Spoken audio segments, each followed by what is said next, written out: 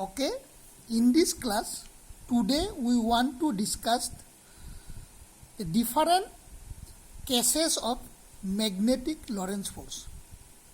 In the last class, we discussed that a charged particle cannot gain any kinetic energy inside a magnetic field.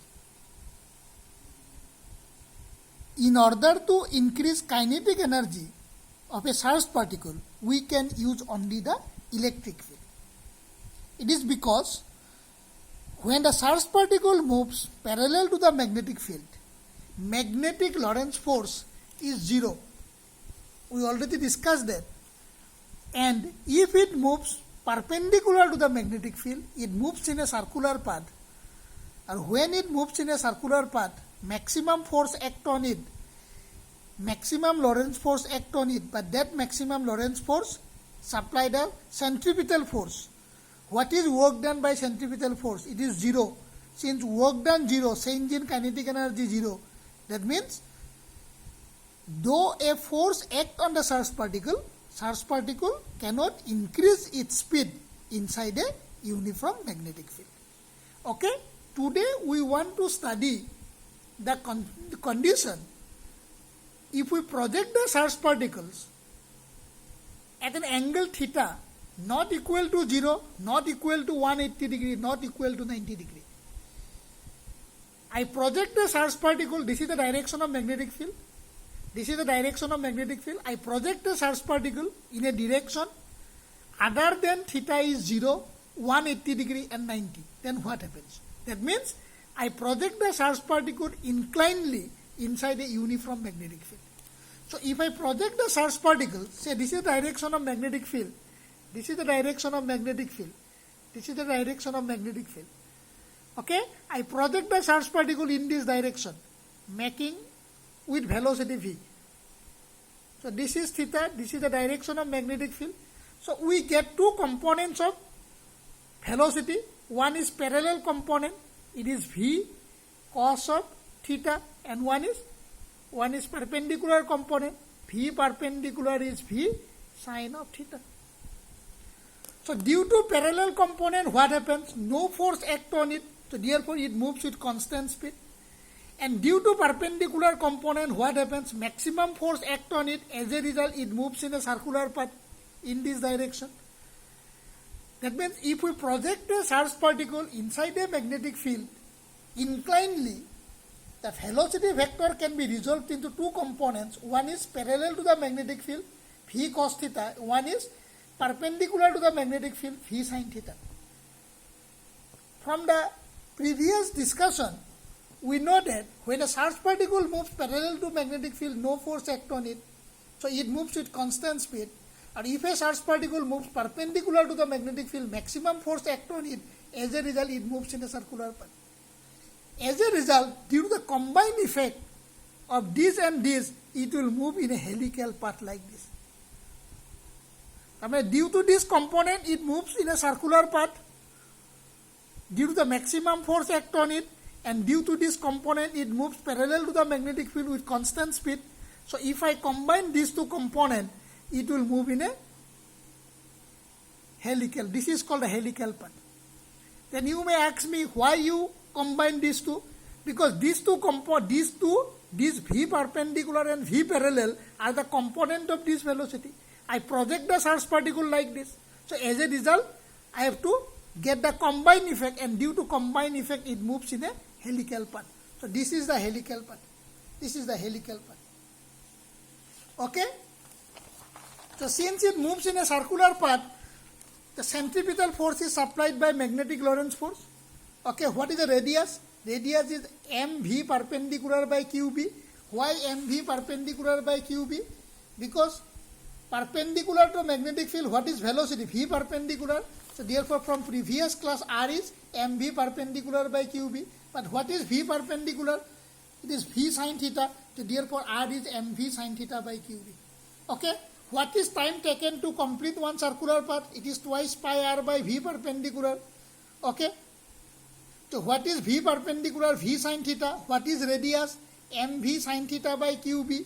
Again, V sin theta get cancelled. T is twice pi m by qb. That means K. Time taken to complete one circular path is independent of velocity of the charged particle. Okay? Now, since it moves in a helical path like this, what is the pitch of the helix? What is pitch? Can you remember in the screw gauge? The pitch is the linear distance traveled by the screw for each one complete rotation. What is pitch? Pitch is the linear distance traveled by the screw for each one complete rotation. Okay? Here also the charged particle moves linearly due to this component. It moves circular path due to this component. What is time taken to complete one circle? Twice pi m by qb. So what is the pitch? What is the pitch? Pitch is the linear distance traveled by the charged particle one complete rotation. With what velocity it moves linearly? It is v parallel. What is time taken to complete one circular path? It is t. So if I combine these two, this is the pitch. Okay, this is the pitch. The next topic is, if we find out the reciprocal of time period, time taken to complete one circular path, that is called the frequency of number of circular path completed in 1 second, and this is called cyclotron frequency.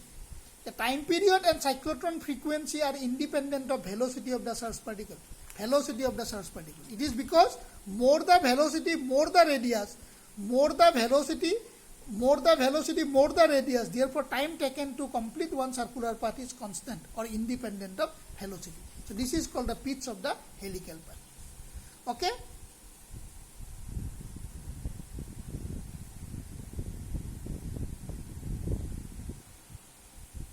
Okay? Our next topic is total Lorentz force. The previous one is the magnetic Lorentz force. Now the total Lorentz force. In magnetic Lorentz force, there is one field and this is the magnetic field. But in total Lorentz force, we want to study the effect, a complex one. So in this case, there is an electric field and a magnetic field. Both the fields are present. So, in presence of electric and magnetic field, how the charged particle behaves? We want to find out that situation. In presence of electric and magnetic field, how the charged particles behaves. Okay? So there is a space here where both an electric and magnetic field are present. I project the charged particles on that space. The electric field exerts a force, it is QE, and that force is independent of the velocity. And what is the direction of the force? Direction of the force is along the direction of electric field. But when the charged particle moves inside the magnetic field with velocity v, then what happens? What is the force act on it? QV cross B. And this force is perpendicular to the plane containing the velocity and the magnetic field. That means if I project a charged particle in a space where both electric and magnetic field are present, then electric field exerts a force QE, which is independent of velocity of the charged particles, and direction of the electric force is along the direction of electric field. But the magnetic field exerts a force FQV cross B, but this force depends on velocity of the charged particles. If the velocity is 0, magnetic field exerts no force. So this force is dependent on velocity of the charged particle. And what is direction of the force? The direction of the force is perpendicular to the plane containing the charged particles and magnetic field.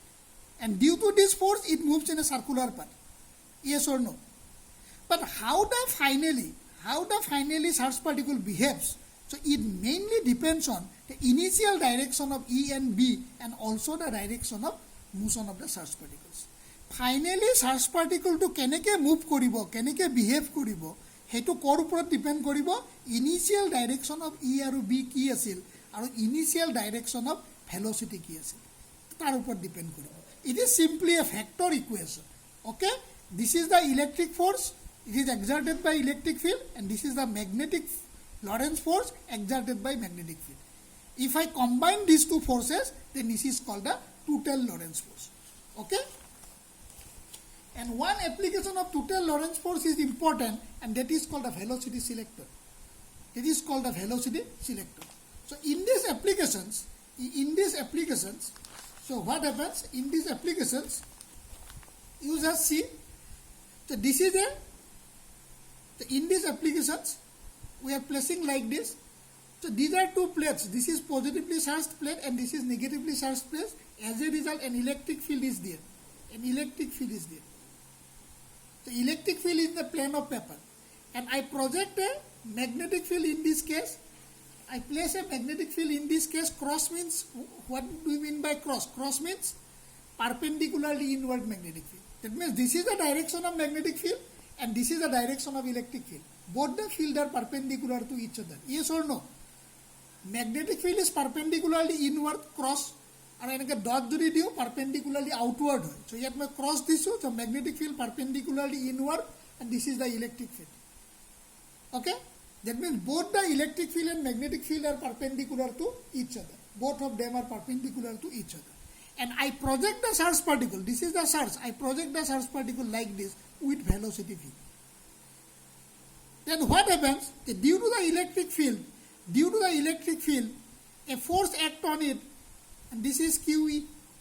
A force acts on it, this force is QE. And due to this force, the charge particle moves in a parabolic path. It is already discussed in the first year. Parabolic path. Can you remember projectile?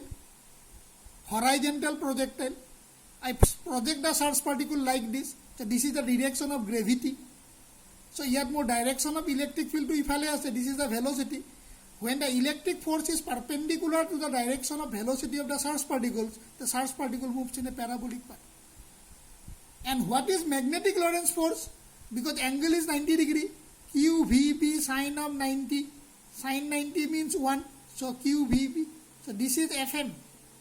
And this is FE. And what is direction of FM? You apply the Fleming's left-hand rule. Four-finger field. This is the four-finger field is perpendicularly inward. Charge particle moves like this. So this is direction of velocity or motion of charge particles. So what is direction of thumb? What is direction of thumb? This is the direction of thumb. Okay? So this is the field. Field is inward, and this is the direction of velocity, and this is the direction of the thumb. That means that due to this magnetic Lorentz force, it will move in a circular path. So this is FM. FM means magnetic Lorentz force, and this is FE. It is Q into E. That means this is the direction of FM, and this is the direction of FM, and this is the direction of FE. Both FM and FE are opposite to each other. Both FM and FE are opposite to each other. Yes or no? So therefore, if their magnitudes are same, this force and this force cancel each other. So under that situation, it moves in a straight path with constant speed. So this is the direction of FE, this is the direction of FM. If magnitude of FM and FE are equal, then what happens? This force and this force cancel each other. So under this situation, charge particle moves in a straight path with constant speed. So this is QE and this is QVB. So V is equal to E by B.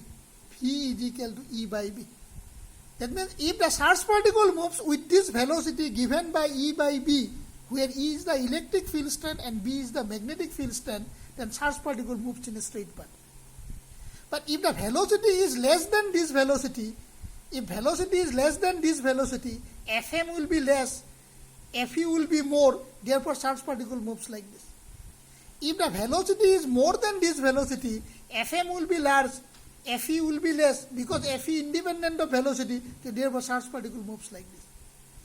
That means, if these charge particles, if a beam of charge particles moves with different speeds, if the beam of charge particles moves with different speeds and projected in the space where an electric field and magnetic field are in perpendicular to each other, and the charge particles also moves perpendicular to both the field, then what happens? the particle which moves with velocity v given by E by B, it will pass the space in an undeflected situation. So that means the beam of charged particles moving with velocity v given by E by B moves in a straight path inside both the perpendicular electric and magnetic field. If the velocity is more than this, the charged particle moves like this. If the velocity is less than this, the charged particle moves like this. That means we can select a charged particle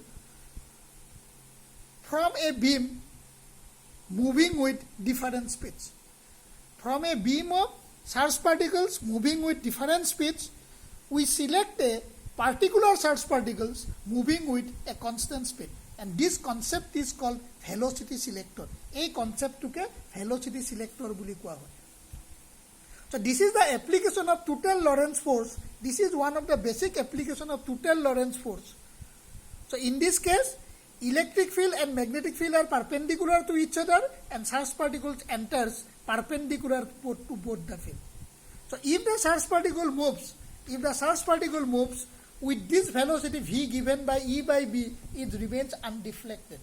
The other charged particles which are moving with different speeds, they get deflected from the straight path. So as a result, we can select a particular charged particles moving with a particular speed. Okay, today I stopped here.